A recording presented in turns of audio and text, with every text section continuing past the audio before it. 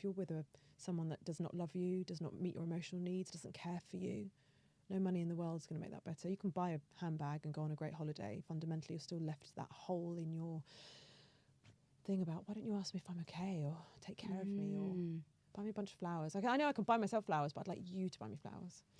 How many people do you think are happier after they've divorced, percentage-wise? I don't know. I'd like to think, well, based on me, 100%. Yeah. Narcissistic.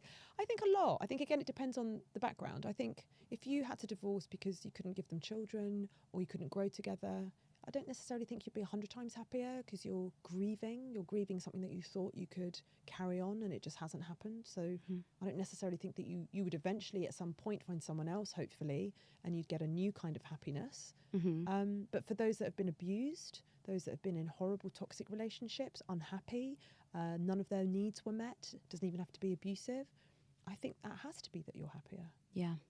You know, one of the greatest times in my life ever, apart from obviously having my children and getting married, that was a great time for me, was when I was actually single and with my kids, throughout my divorce process or just after, and just having a load of fun.